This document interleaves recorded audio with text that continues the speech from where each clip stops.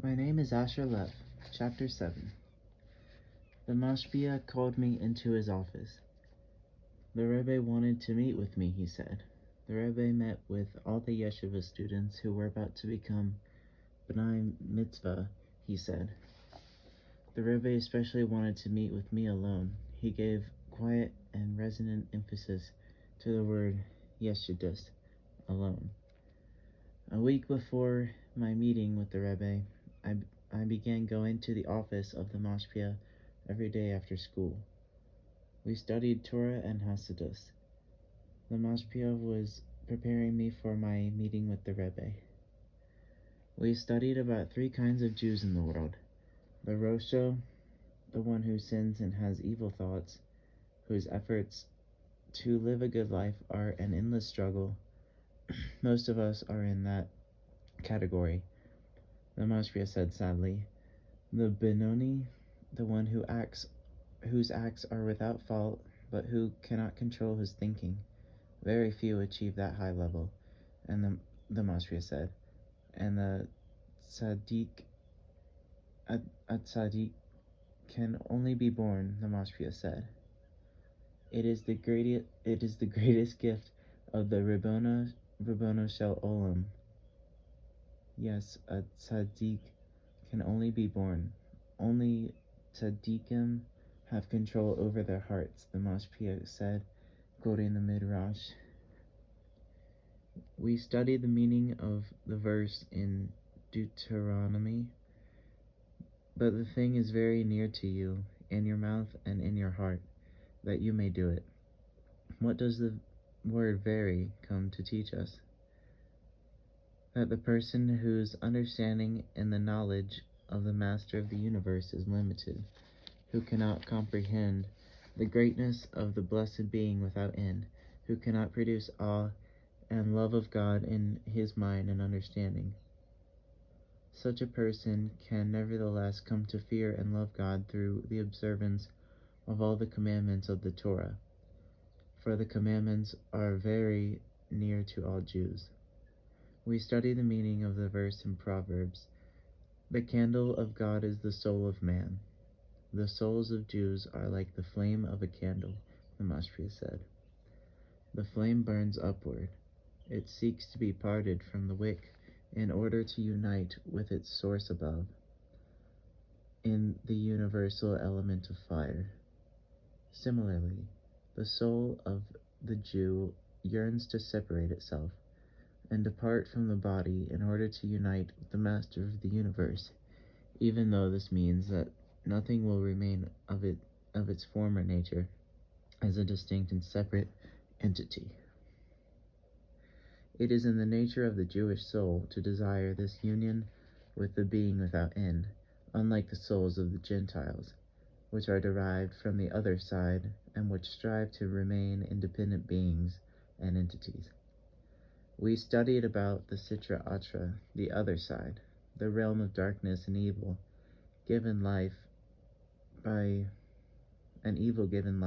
God, not out of his true desire, but in the manner of one who reluctantly throws something over his shoulder to an enemy, thereby making it possible for God to punish the wicked who help the Sitra Atra and reward the righteous who subjugate it.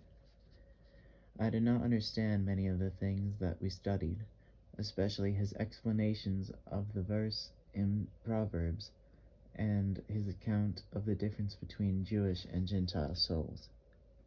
But he was a patient teacher, and I enjoyed the hours I spent with him. I did not draw or paint that week. My father was home the January night of my meeting with the rebbe.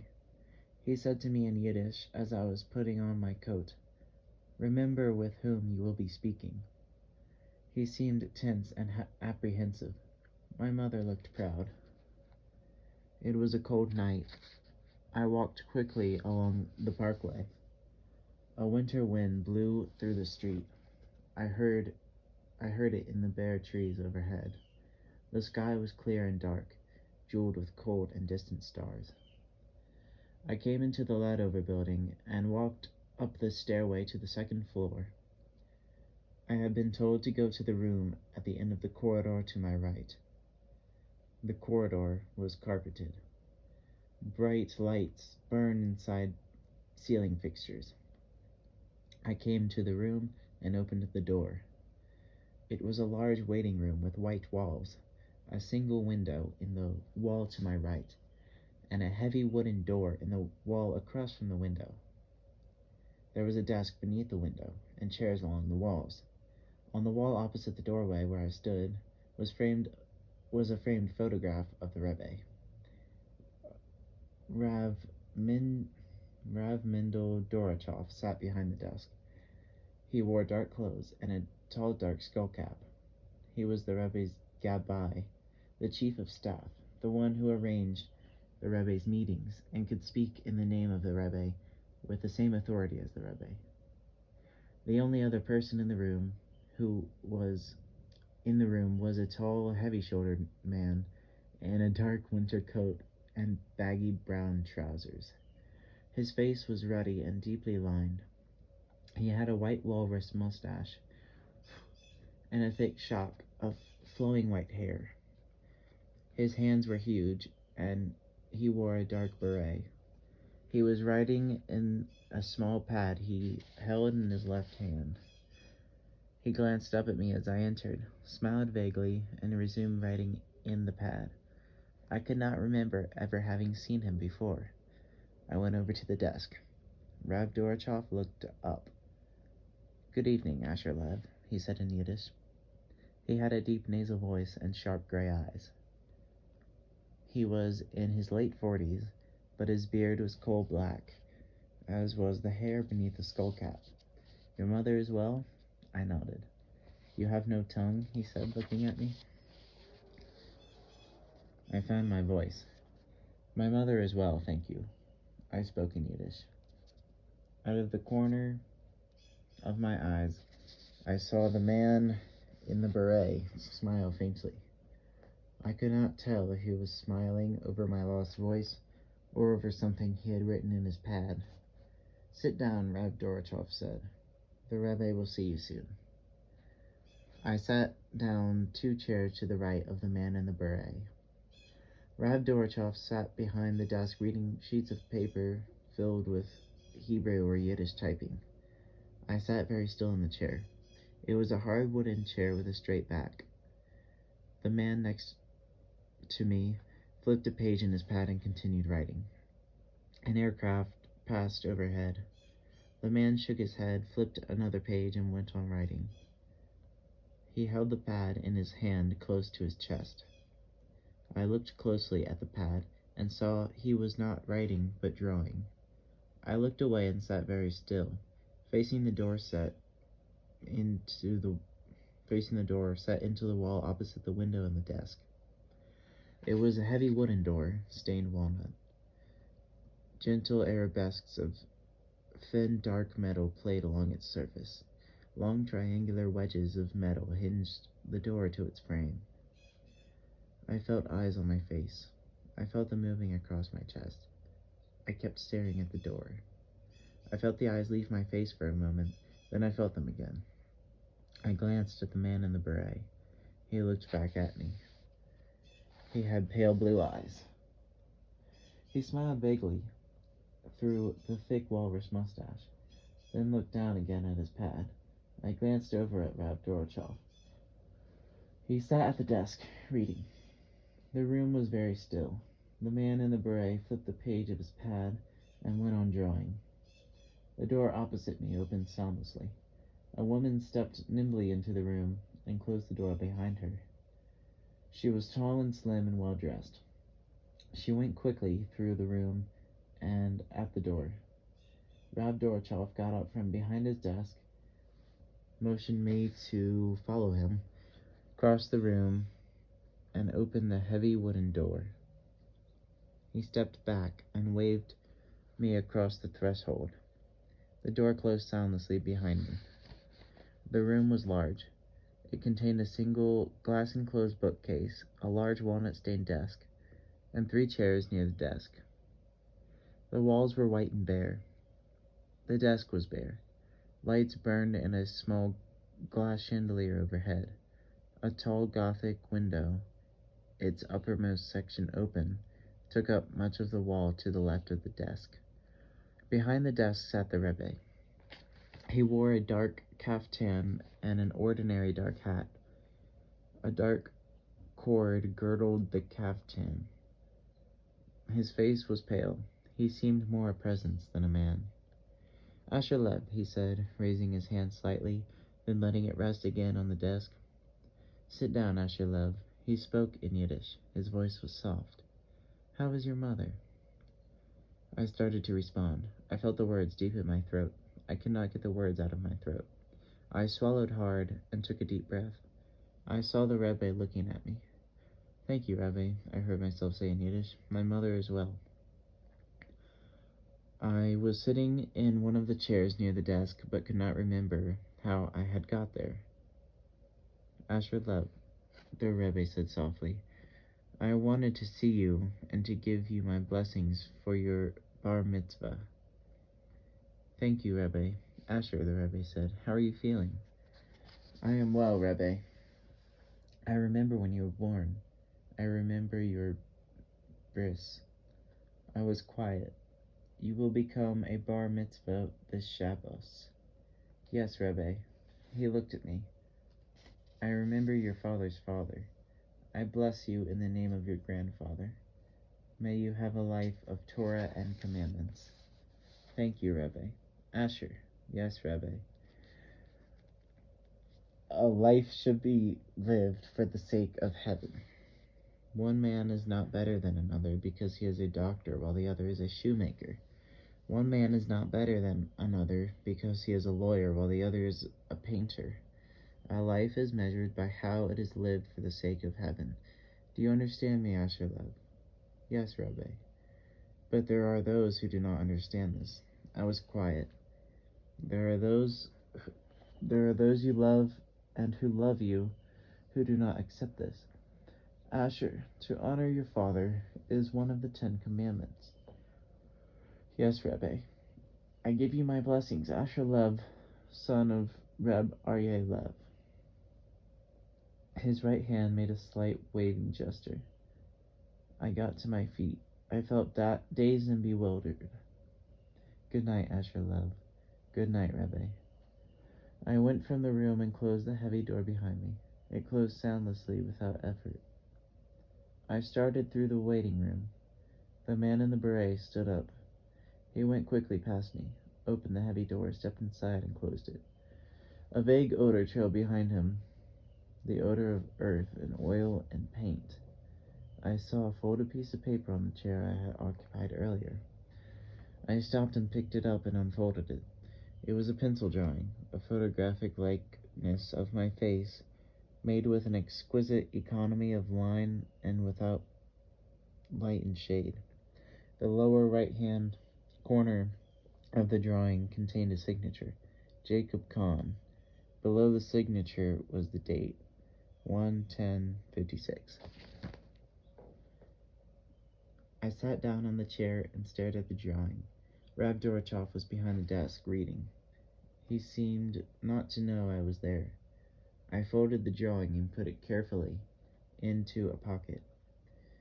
I took out my small sketchbook and, with a ballpoint pen, drew in one continuous line the face of Jacob Kahn.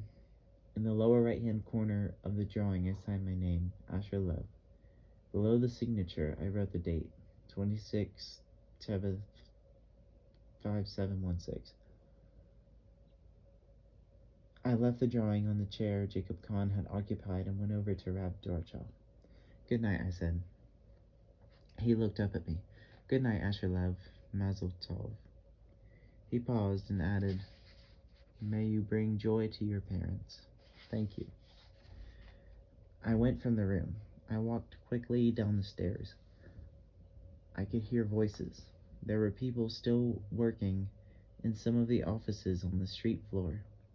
I came out onto the stone porch. The night wind bathed my face. I sat on the rail of the porch and looked at the parkway. I sat there a very long time, remembering other times I had sat on that porch. A man came out of the building, stopped for a moment in the doorway, and walked over to me. I got off the rail. "My name is Jacob Kahn," he said. He had a strong voice, and he spoke with a vague Russian accent. "My name is Asher Lev," I said. We shook hands. He had a powerful grip. I felt my hand swallowed by his. Thank you for your drawing," he said. "Thank you for yours. Do you have any idea at all what you are getting into?" "No." Become a carpenter. Become a shoemaker." I was quiet. "Become a street cleaner." I did not respond. He sighed. "You are crazy," he said. "We are all crazy. I know your father. He will become my enemy." I said nothing. "Why should I make your father my enemy? Why? Tell me why." I did not respond. He sighed again. "Our rebbe is very clever. If it isn't me, it will be someone else, yes? He prefers to take a chance with me." I was quiet. "Of course, yes. The rebbe is very clever. I will watch you. We have a clever rebbe." He drew his hand out of his coat pocket. "This is yours." It was the sketchbook I had once filled for the mashpia. "Thank you." I put the sketchbook into my pocket. "Now," he said, "we begin. I do not like to start new relationships in the winter. It is not in my nature to do that. Also, there is a sculpture I must finish, and I will not have time for you now. You will call me in the middle of March. I am in the telephone book." He stopped and peered at me intently. "You will call?" "Yes," I heard myself say. "You understand that I am not what you call a Torah Jew. I am a great admirer of the Rebbe's. My father was a follower of the Rebbe's father. But I am not a religious Jew. You understand that?" "I understand." "Good. Now, between today and the middle of March is a long time. You will do something for me in that time. You will take a journey to the Museum of Modern Art, and you will go up to the second floor, and you will look at a painting called Guernica by Picasso. You will study this painting. You will memorize this painting. You will do whatever you feel you have to do in order to master this painting. Then you will call me in March, and we will meet and talk and work. Do you understand?" "Yes." "It is in my nature to be blunt and honest. I shall ask you a question. You are entering the world of the Goyim, Asher Lev. Do you know that?" "Yes. It is not only Goyim, it is Christian Goyim." "Yes." "You should better become a wagon driver," he said, using the Yiddish term. "You should better become a water carrier." I said nothing. "All right," he said. "The Rebbe asked me to make it clear to you. I have made it clear to you. It is time to go home." We went together down the stairs and along the walk to the street. "Tell me," he said, "have you been to the Parkway Museum?" "Yes." "Have you seen my paintings?" "Yes." He waited. "I didn't understand them," I said. I thought I heard him sigh. He had his big hands deep in the pockets of his coat. He shrugged his shoulders. The night wind blew against his lined face. "You are only 13 years old," he said. "Yet it disturbs me to hear you say that. You will call me in March. Which way are you walking?" "Toward New York Avenue." "I go the other way. Good night, Asher Lev." We shook hands. He went on up the parkway. I walked home quickly beneath the stars and the trees. Neither my father nor my mother appeared surprised by what I told them. My father would not look at me as I talked. He seemed to cringe in pain. My mother wavered apprehensively between my father's pain and my day's joy, and seemed to not know what to say. Not to know what to say. "I'm not reconciled to this, Rivke," my father said with bitterness in his voice. He was talking to my mother as if I were not in the room. "I can't reconcile myself to such a decision." "Aryeh," my mother said quietly, It is the rebbe's decision. Only because everyone is afraid the boy will break and go his own way. Why should everyone be afraid the boy will break away? Why? He is my son. I want to raise my son in my own way. My mother was silent. Her eyes were dark. I am not reconciled, my father said.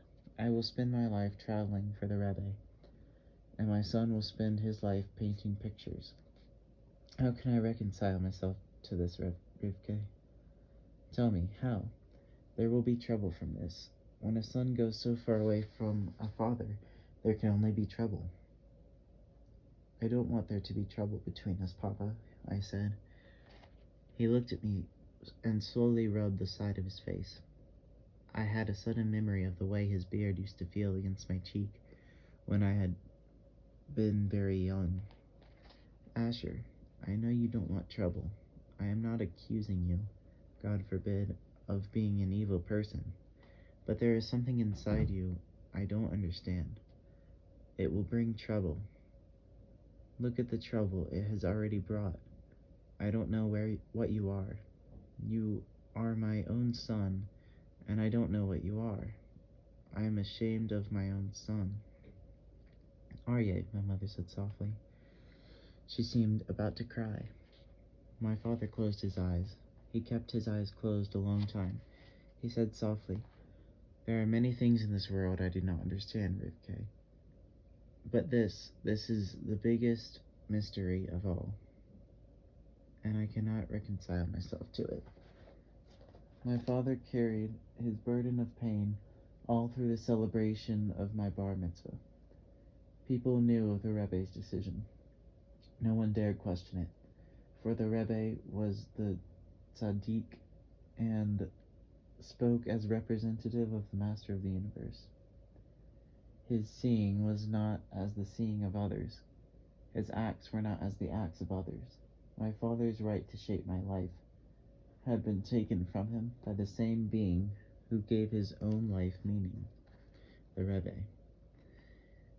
At the same time, no one knew how to react to the decision, for they could see my father's pain. I had become alien to him. In some incomprehensible manner, a cosmic error had been made. The line of inheritance had been perverted. A demonic force had thrust itself into centuries of transmitted responsibility. He could not bear its presence, and he no longer knew how to engage it in battle. So he walked in pain and shame all through the Shabbos of my bar mitzvah, and all through the following day when relatives and friends sang and danced their joy. And he carried that pain and shame with him through the glass doors of the waiting room and into the aircraft that took him back to Europe in the 3rd week of January. Our school day on Sunday ended at 1 o'clock in the afternoon. On the last Sunday in January, my mother took me by subway to the Museum of Modern Art in Manhattan. The following Sunday, my mother went with me again. She bought me a large reproduction of Guernica. I studied the reproduction during the week, then went alone to the museum the following Sunday. I went every Sunday for the rest of February and the first 2 weeks of March. At the end of the 2nd week of March, I called Jacob Kahn.